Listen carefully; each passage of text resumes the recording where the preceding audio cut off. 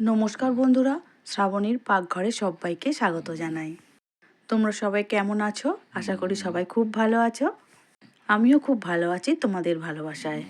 আজকে আমার রেসিপি বিউলির ডালের মুচমুচে ভাজা পিঠে। একটা পিঠে আমি ভেঙে দেখাচ্ছি। উপরিভাগটা তো খুব মুচমুচে হয়েছে, কিন্তু ভিতরের পিঠেটা কিন্তু একদম নরম তুলতুলে। আর যেহেতু বিউলির ডালের পিঠে হবে, বিউলির ডাল তো ভেজাতেই হবে। 4 ঘন্টা আগে বিউলির ডালটা ভিজিয়ে দিয়েছি। পিঠেটা বানানোর পরে পিঠের গায়ের ওপরে একটু আমি চিনির রস দেব। সেই জন্য রসটা আমি বানিয়ে নিচ্ছি। কড়ার মধ্যে জল দিয়ে 1 বাটি চিনি দিয়ে দিলাম। দিয়ে দিচ্ছি 2টো ছোট এলাচ মুখ ফাটানো। গ্যাসের জোরটা বাড়িয়ে দিয়ে তাড়াতাড়ি ফুটিয়ে নিলাম। আর দেখতেই পাচ্ছ রেডি হয়ে গেছে চিনির শিরাটা। এবারে বিউলির ডালটা খুব ভালো করে ধুয়ে পরিষ্কার করে জল ঝাড়িয়ে নিয়েছি। এবার একটা মিক্সিং জারের মধ্যে ভরে নিচ্ছি। খুব ভালো করে একদম মিহি করে পেস্টটা বানিয়ে নেব। বিউলির ডালটা বাটা হয়ে গেছে, একটা আমি বোলের মধ্যে নিয়েছি। যেহেতু একটা ব্যাটার বানাতে হবে, সেই জন্য একটা বড় বাটির মধ্যে বিউলির ডালটা আবারও নিয়ে নিচ্ছি। হাফ মালার নারকেল কুড়ে রেখে দিয়েছিলাম, সেই নারকেল কুড়োটা এখন এই ডালের ওপরে দিয়ে দিচ্ছি।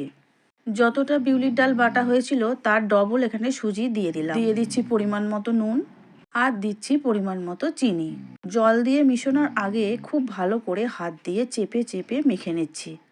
খুব ভালো করে মাখা হয়ে গেছে, দেখতেই পাচ্ছ। এবারে পরিমাণ মতো জল দিয়ে দেবো। প্রথমে 1 বাটি জল দিলাম, দিয়ে আবারও হাফ বাটি জল দিলাম। এবারে দিয়ে দিচ্ছি 3 থেকে 4 চামচের মতো ময়দা। ময়দা দেওয়ার পরে আবারও খুব ভালো করে ব্যাটারটা মেখে নিচ্ছি। আর মাখার পরে আমি এটা রেখে দেব 2 থেকে 3 ঘন্টার মতো। মানে আমি দুপুরের পরে এই ব্যাটারটা বানালাম, আর আমি সন্ধেবেলায় এই ভাজা পিঠেগুলোকে বানাবো, সেই জন্য ঢাকা দিয়ে রেখে চলে যাচ্ছি। ততক্ষণ সুজিটাও তো ফুলবে, সুজিটাও একটু ভালো করে সেট হয়ে যাবে। আর দেখতেই পাচ্ছ কতটা টাইট হয়ে গেছে সুজিটা দেবার পরে। এবারে কড়া বসিয়ে দিলাম, কড়ার মধ্যে বেশ খানিকটা সর্ষের তেল দিয়ে দিলাম। চাইলে তোমরা সাদা তেলেও ভাজতে পারো, সর্ষের তেলের খেতে ভালো লাগে বলে আমি সেই জন্য সর্ষের তেল দিচ্ছি। এবারে আঙুলের সাহায্যে 1 ফোঁটা ব্যাটার দিয়ে দেখলাম ভালো করে ফুলে উঠছে কিনা। তো দেখলাম দেবার সঙ্গে সঙ্গেই খুব ভালো করে ফুলে উপর দিকে ভেসে উঠল।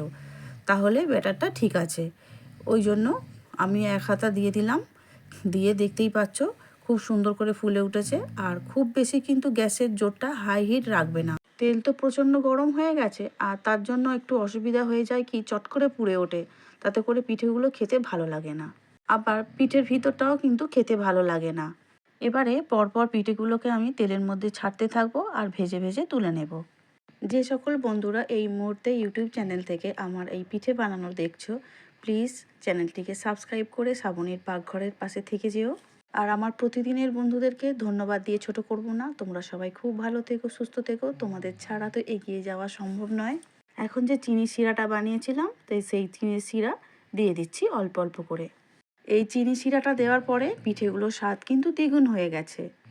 তাহলে দেখা হচ্ছে পরের ভিডিও নিয়ে। আমার ভিডিওটি দেখার জন্য অসংখ্য অসংখ্য ধন্যবাদ।